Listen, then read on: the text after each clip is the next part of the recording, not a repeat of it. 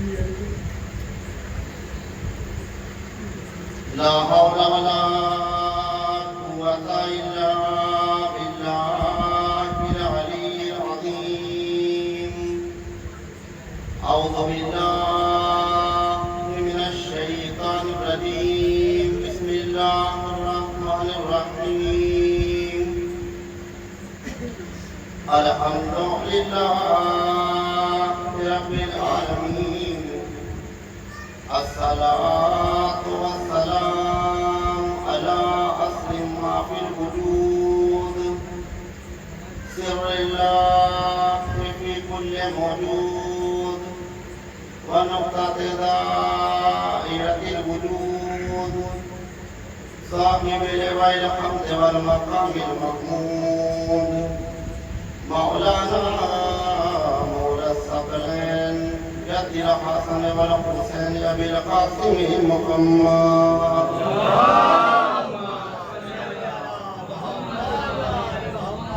آله الطيبين الطاهرين المعصومين المظلومين، ولعنة الله على أعدائهم أجمعين.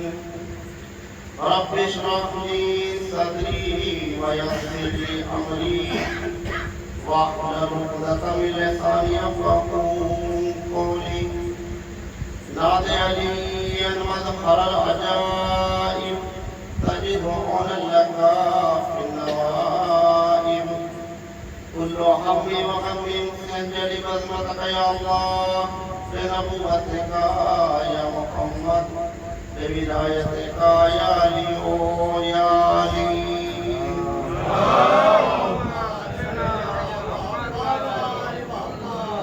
أما بعد فقد قال أمير المؤمنين عليه الصلاة والسلام.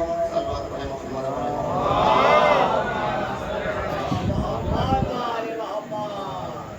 عزاداران امام مظلوم کربلا، ماتم داران سید الشہداء، سرکار ابا عبداللہ حسین، محترم سامعین کرام و بزرگان ملت،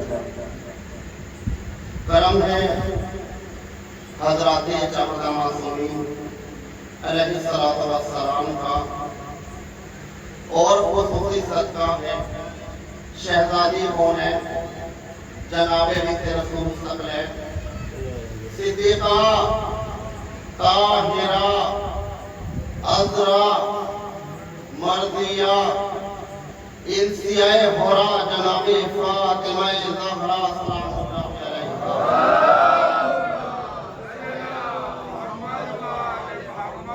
اور بی بی سلام اللہ علیہ کے نالین پاک سے لپٹی ہوئی گرد کے ذروں کا تصدق ہے کہ کاتب تقدیر نے ہماری شہرگ حیات کے اندر، ہمارے دوڑتے ہوئے خون کے اندر، ہمارے باپ اور ماں کے خون سے زیادہ شیریں علی کی محبت کو رواں دواں کر دیا. یعنی علی کی محبت ہمارے شہرگ حیات میں ہے، ہمارے دوڑتے ہوئے خون کے اندر ہے. یعنی علی کی محبت ہمارے باپ اور ماں کے خون سے زیادہ شیریں، ہمارے لیے زیادہ عزیز ہے. تو بھائی ہمارا عقیدہ ہے کہ اس فرش پر ملائکہ آتے ہیں. پوری دنیا میں، پوری کائنات میں جہاں بھی ذکر امام حسین علیہ السلام،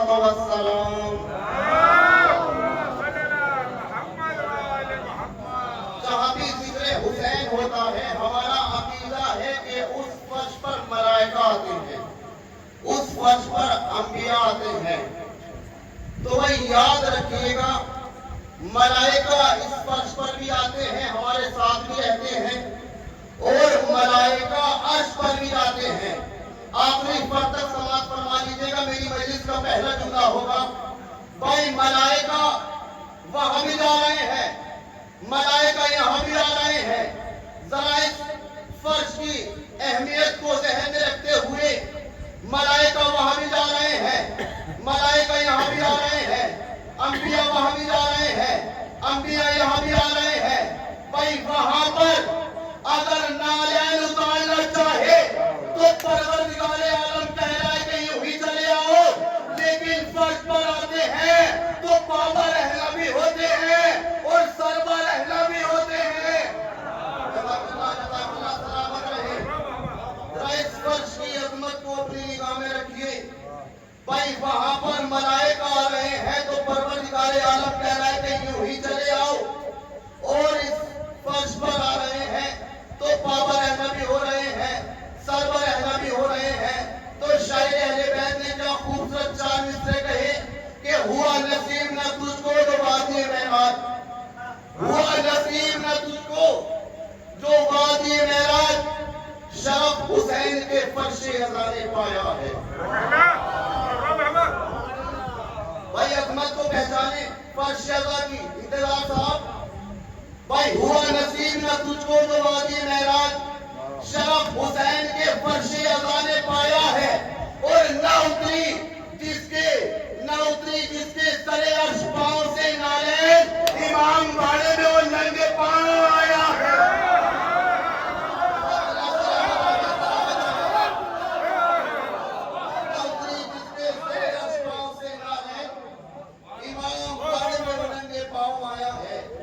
تو تمام حمد ہے اس خالق کے عدل کے لیے، سکون دھیل کو دیتا ہے جو مکمل کے لیے۔ میں ان کے نام سے کرتا ہوں ابتدائے کلام، وہی کے نام فرشتوں نے بھی اس عمل کے لیے۔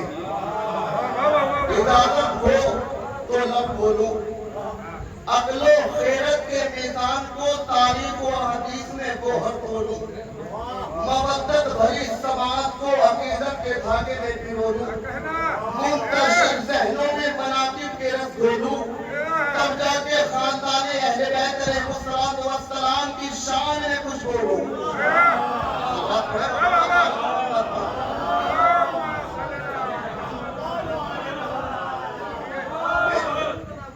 میں نے مولا کی ایک حدیث ارشاد فرمائی کہ جس میں مولا ارشاد فرما رہے ہیں کہ استغفار کرو تاکہ تمہیں رزق دیا جائے، تاکہ تمہاری روزی وسیع ہو جائے، تمہاری روزی میں اضافہ ہو جائے۔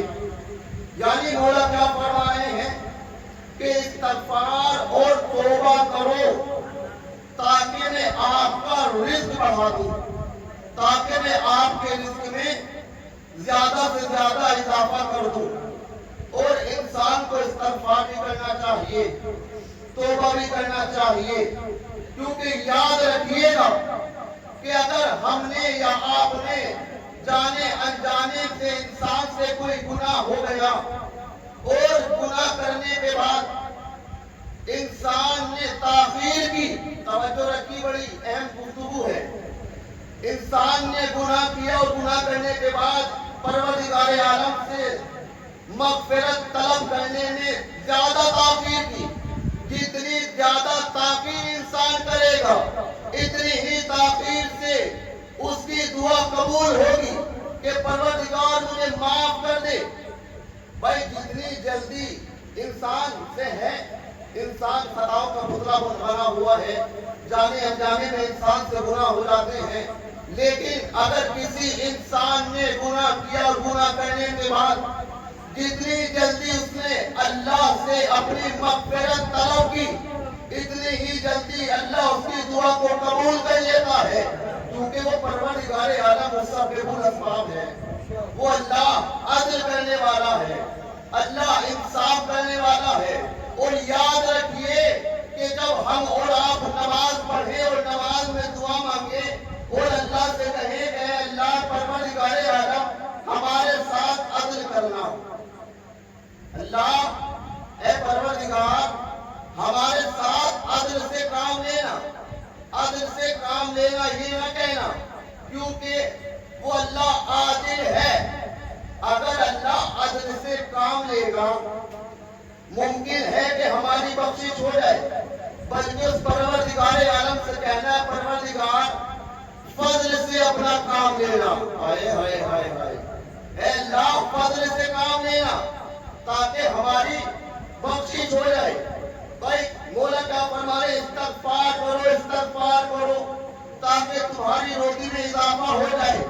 لیکن انسان جب گناہ کر لیتا ہے، گناہ کرنے کے بعد اللہ سے دعا مانگتا ہے. آج مثال کے طور پر خدا نہ کرے آپ سے کوئی گناہ ہو گیا، ہم نے نماز میں اپنے پروردگار عالم سے دعا کی ہے پروردگار ہمیں معاف کر دے. بھائی انسان نماز میں ہی تو دعا کرتا ہے نا، درگاہ میں یا امام بارگاہ میں جا کر اللہ سے دعا کرتا ہے اے پروردگار مجھے فلاں چیز عطا کر دے، اے اللہ مجھے فلاں چیز دے دے، اے اللہ مجھے دولت دے دے، اے اللہ مجھے اولاد دے دے. لیکن اگر انسان نماز میں دعا کرتا ہے اور نماز میں دعا کرتے وقت کہتا ہے اے اللہ مجھے معاف کر دے، تو اللہ انسان کو بخش دیتا ہے کیونکہ وہ مسبب الاسباب ہے.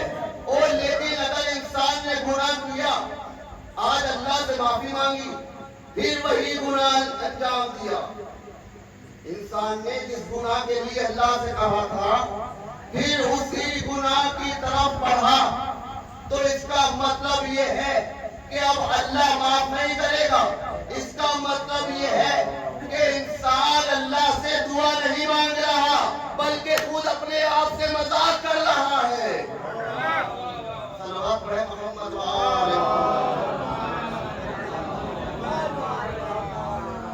مولا فرما رہے ہیں استغفار کرو تاکہ میں آپ کو روزی عطا کر دوں.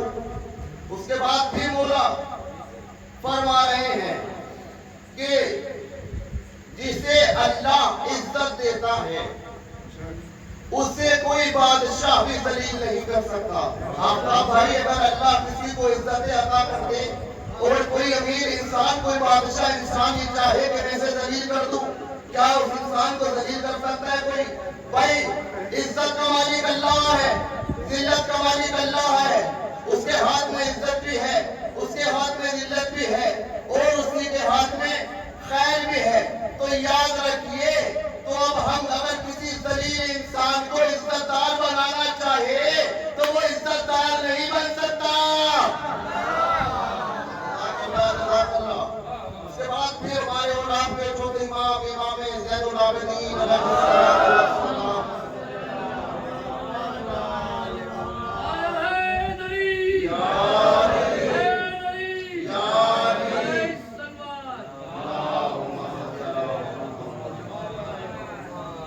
امام چہارم فرما رہے ہیں کہ اگر کوئی انسان گناہ کرنے کے بعد اس گناہ پر خوش ہوتا ہے تو اس گناہ سے زیادہ عظیم یہ ہے کہ انسان اس گناہ پر خوش ہو رہا ہے. یعنی کسی انسان نے گناہ کیا اور گناہ کرنے کے بعد خوش ہو رہا ہے تو اس سے زیادہ عظیم اور گناہ اس کے لیے ہے کہ وہ اس گناہ پر خوش ہو رہا ہے. بلکہ انسان کو خوش نہ ہونا چاہیے، اللہ سے توبہ اور استغفار کرنا چاہیے کیونکہ اس پروردگار عالم کو جتنی پیاری جتنی عزیز نماز ہے اتنا ہی عزیز پروردگار عالم چاہتا ہے کہ میرا بندہ مجھ سے مغفرت کرے، میرا بندہ مجھ سے کچھ مانگے، مجھ سے کچھ کہے. یعنی جوانی کے عالم میں اس اللہ کو توبہ بھی پسند ہے اور جوانی کے عالم میں اس پروردگار عالم کو نماز بھی پسند ہے. صلوات پڑھیں محمد لیکن اس اللہ کو دکھاوے کی نماز پسند نہیں ہے، نہ اس اللہ کو دکھاوے کی عزاداری پسند ہے. کیا کر رہا ہوں اس پروردگار عالم کو بھائی دکھاوے کی شوبازی کی کوئی چیز پسند نہیں ہے کیونکہ معصومین فرما رہے ہیں کہ چھپے رہو، خاموش رہو، سلامت رہو گے. یعنی معصومین نے فرمایا کہ نہ اس اللہ کو دکھاوے کی نماز پسند، نہ اس پروردگار عالم کو دکھاوے کی نماز پسند، مثال کے طور پر میں مسجد میں ہوں اور نماز پڑھ رہا ہوں، اتنے میں مجھے کسی کی آنے کی آہٹ ہو جائے اور میں کسی انسان کو دیکھنے کے بعد اپنے طویل سجدے شروع کر دوں، اپنے طویل رکوع شروع کر دوں، بہترین قرأت شروع کر دوں، تو اس کا مطلب یہ ہے کہ میں اللہ کے لیے نماز نہیں پڑھ رہا، اس انسان کے لیے نماز پڑھ رہا ہوں۔ میں نے عرض کیا تھا کہ دکھاوے کی نماز اور خاموشی کی نماز میں کتنا فرق ہے۔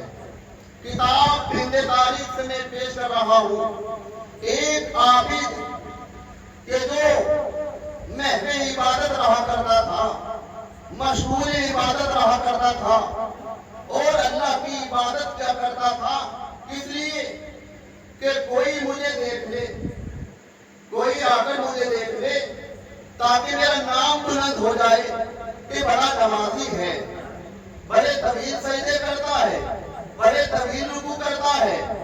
اسی طریقے سے کتاب ہند تاریخ میں مجھے ملا، میں نے کتاب کا مطالعہ کیا تو دیکھا کہ ایک ریاکار کہ جس کو دکھاوے کی بڑی عادت تھی، ریاکار کا مطلب ہے دکھاوا کرنا یا دکھاوے کی نماز پڑھنا۔ بھائی ایسا ریاکار کہ جب اپنے محلے کی مسجد میں قدم رکھتا تھا اور اگر کوئی نہیں ہے تو جلدی جلدی نماز پڑھ لیتا تھا، جیسے کسی کی آہٹ محسوس ہوئی تو طویل رکوع شروع کر دیے، طویل سجدے شروع کر دیے، بہترین قرأت شروع کر دی تاکہ کوئی مجھے آ کر دیکھ لے۔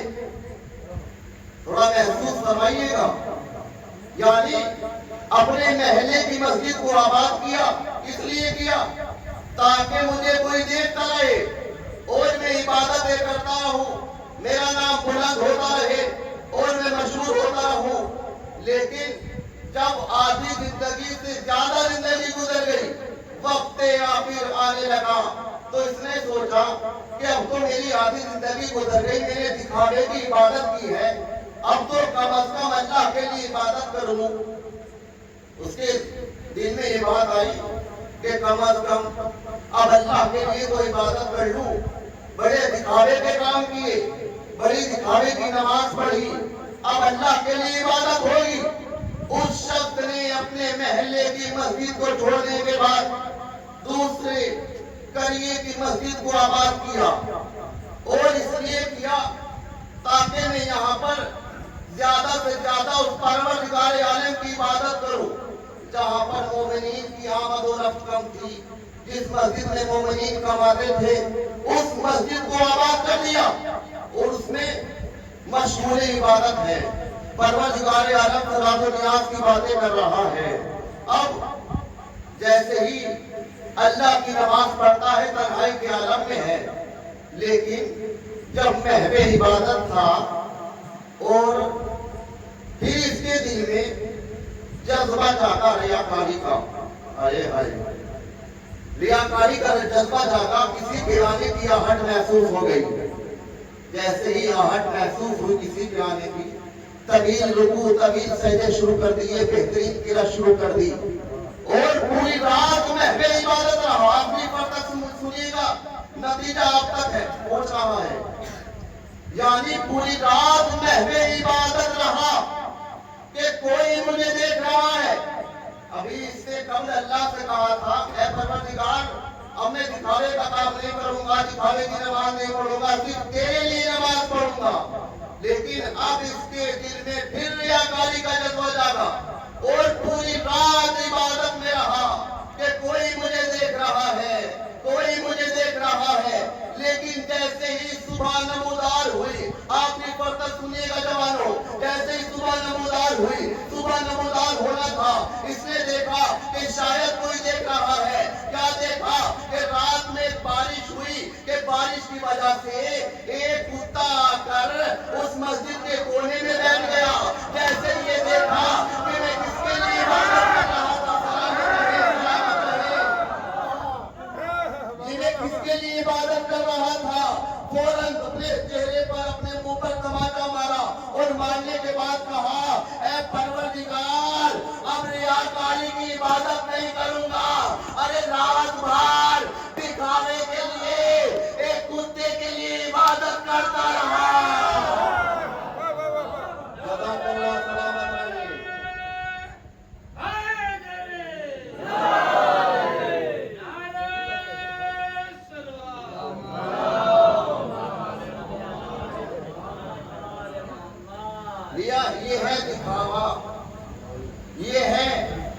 دکھاوے کا کام کہ نہ اللہ کو دکھاوے کی نماز پسند ہے، نہ اللہ کو دکھاوے کی عزاداری پسند ہے. بس اللہ کو اگر پسند ہے فقط اور فقط خالص للہ، اللہ کے لیے کام ہو. کیونکہ پیغمبر اکرم صلی اللہ علیہ وسلم ارشاد فرما رہے ہیں کہ الاعمال بالنیت، انسان کا دار و مدار اس کی نیت پر ہے. جیسی انسان کی نیت ہوگی ویسا انسان کا عمل ہوگا، جیسا عمل ہوگا ویسی انسان کی نیت ہوگی، اور اسی نیت کے اعتبار سے انسان کو جزا اور سزا دی جائے گی. جتنی بہترین انسان کی نیت ہوگی اتنا اچھا انسان کا عمل ہوتا چلا جائے گا. صلوات پڑھیں محمد وآل محمد.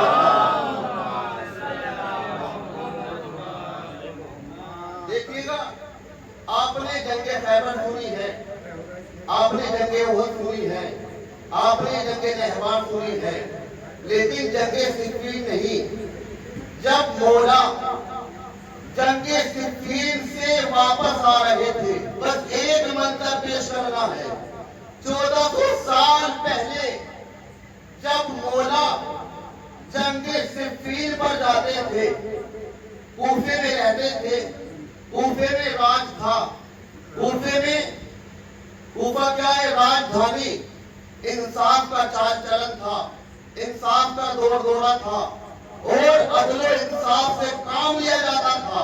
کہ جب علی کوفے میں رہتے تھے، لیکن جب علی کوفے سے باہر نکلنے کے بعد جنگ صفین پر جاتے تھے تو ایک لباس کہ جس کو زرہ کہتے ہیں، توجہ رکھیے گا، مولا زرہ پہن کر جاتے تھے تاکہ کسی چیز کا میرے اوپر حملہ نہ ہو سکے، یا اگر حملہ ہوا تو کسی چیز کا اثر نہ ہو سکے.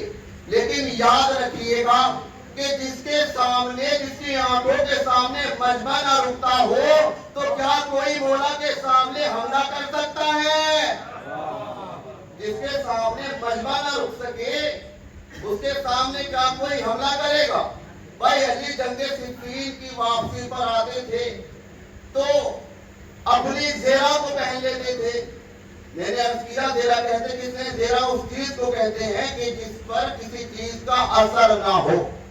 لیکن علی واپسی میں تھے اور علی کی رستے میں زیرہ گم ہو گئی، اور رستے میں دیکھا کہ ایک یہودی لیے ہوئے ہے کہ جس کے ہاتھ میں مولا کی زیرہ ہے.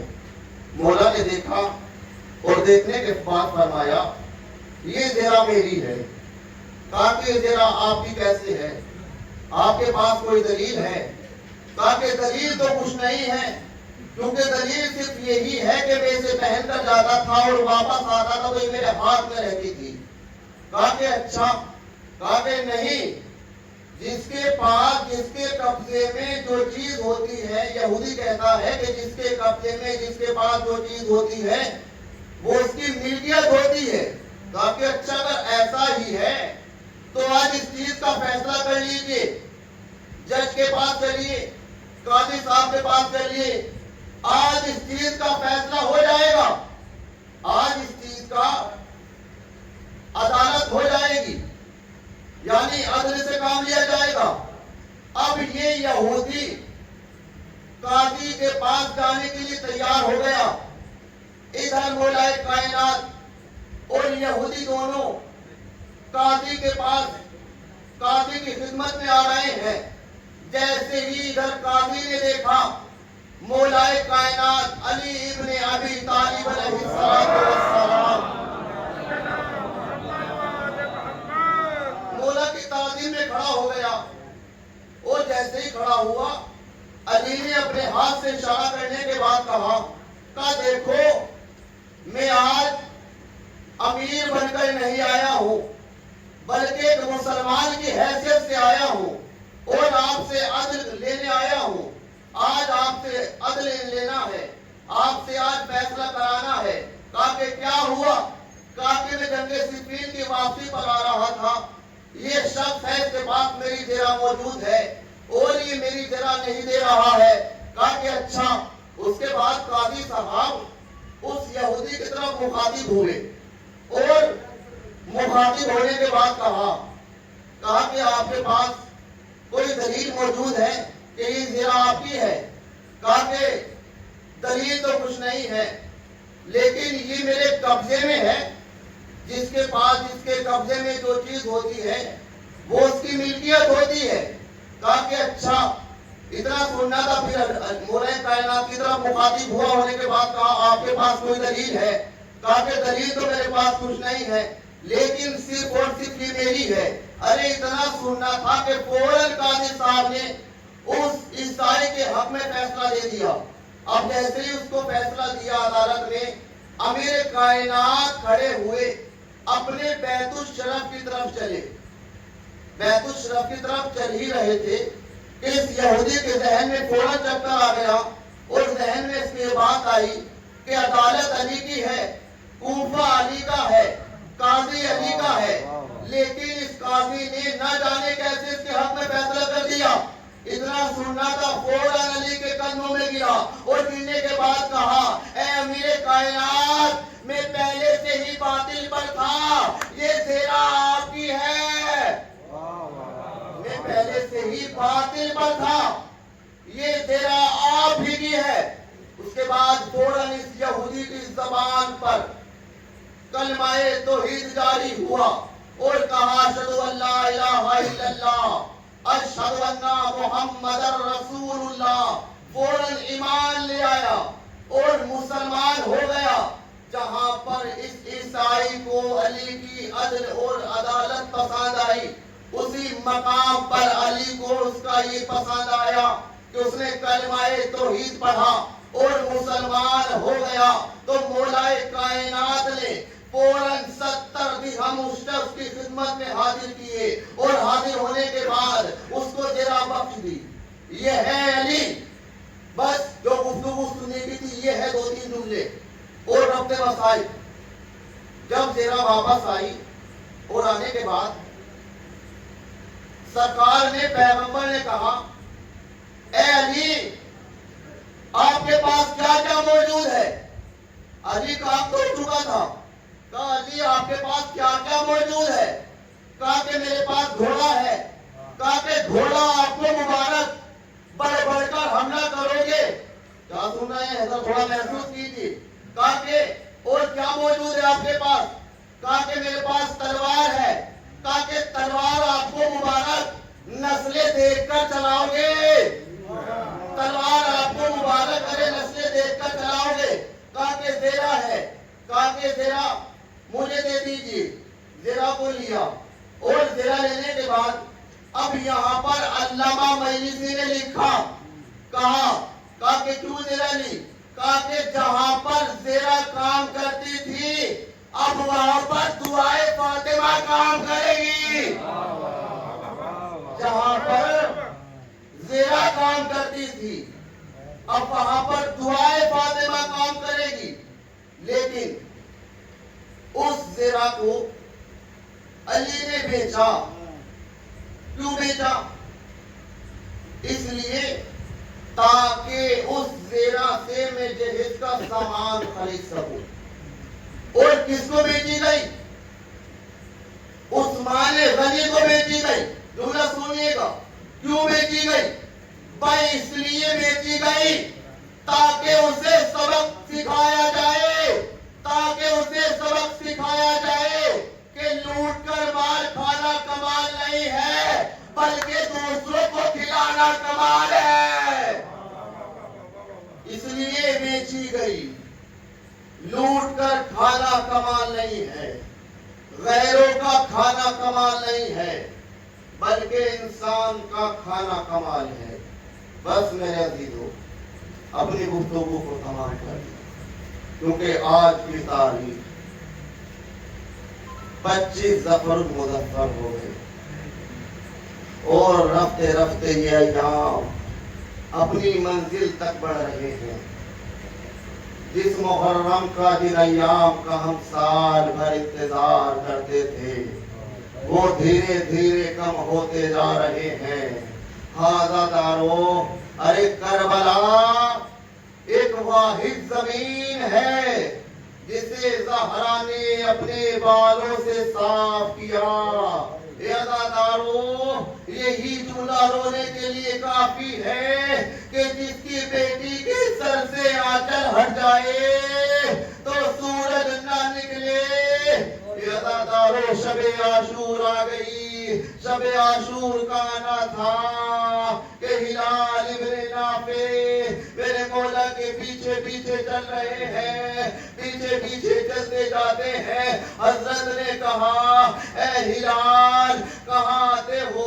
उससे कहो, फरमाया मौला आप कहाँ जा रहे हो? बोला मुझे भी अपने साथ लेते चलो। ए अज़ादारो, इधर हजरत आगे बढ़े, आगे चले और हिलाल इब्ने नाफे अरे पीछे पीछे चल रहे हैं। उधर हुसैन ने कहा, ए हिलाल इन जगहों को पहचानते हो कि ये जगह कौन कौन सी है? जज़ाकुम रब्बुकुम खैरल जज़ा। ए हिलाल इन जगहों को पहचान रहे हो, ये कौन कौन सी जगह है?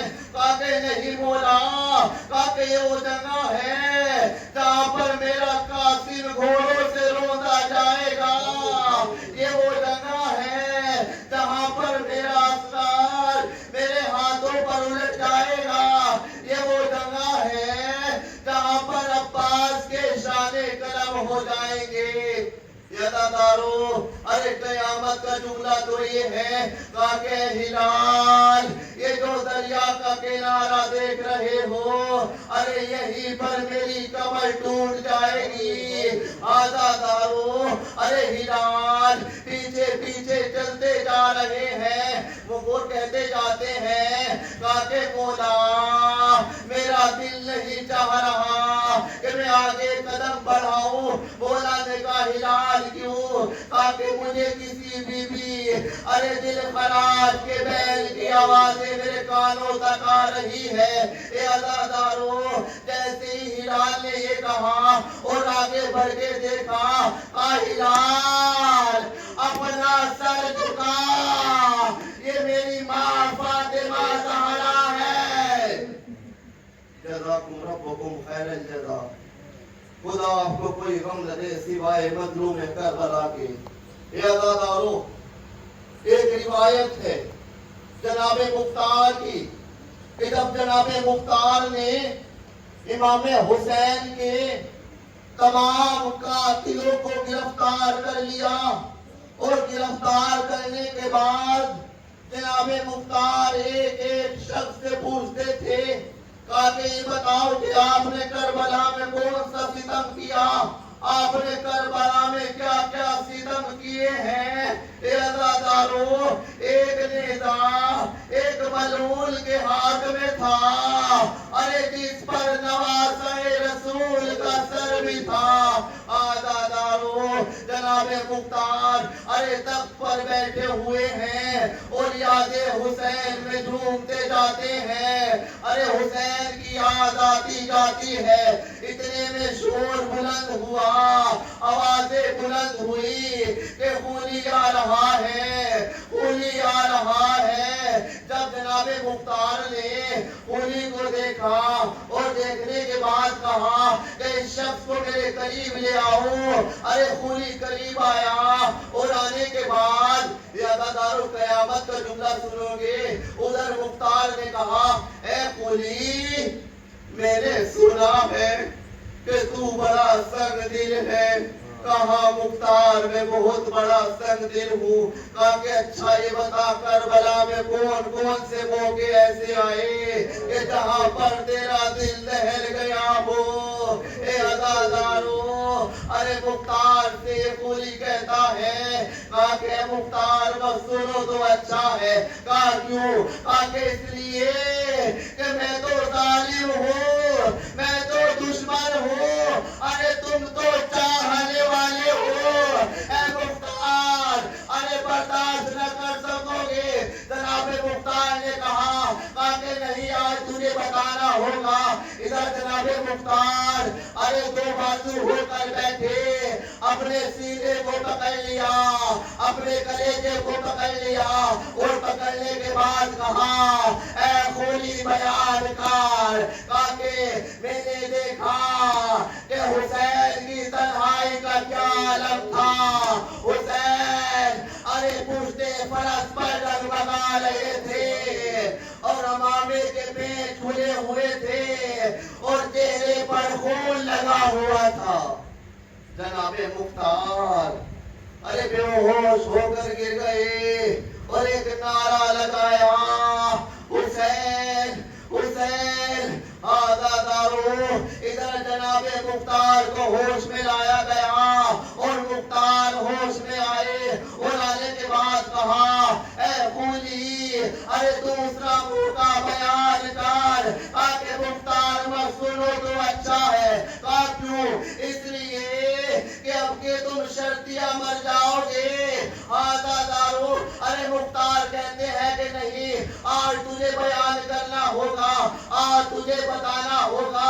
ए आजादारो जनाबे मुख्तार अरे फिर दो जानू होकर बैठे, अपने कलेजे को पकड़ लिया और पकड़ने के बाद कहा, ऐ खोली बयानकार, काके मैंने देखा कि खेमों में आग लग चुकी थी, तमाम सैदानियां इधर से इधर दौड़ रही थी। मैंने देखा कि 4 साल की बच्ची कि जिसका नाम सकीना था अरे खेमों में दौड़ती जा रही थी। ये ज़ादारो बस 1 या 2 मिनट में मसाइल मुकम्मल कर रहा हूँ। इधर उधर जनाबे सकीना दौड़ रही है और इधर ये खूनी मलूम नेज़ा जमीन से उठाता है और घोड़े पर सवार होता है। इधर घोड़े को ए लगाई, ये आजादारों गिरिया करते उठे हुए। इतना सख्त जुमला है, पूरे मसाइब में इतना सख्त जुमला मुझे नहीं मिला। इधर खोलिए मलून अरे घोड़े को ए लगाया जाता है। उधर नेज़ा उठाया और नेज़ा उठाने के बाद वही नेज़ा उसी बच्ची की पुष्प पर मारा। अरे बच्ची आगे करबला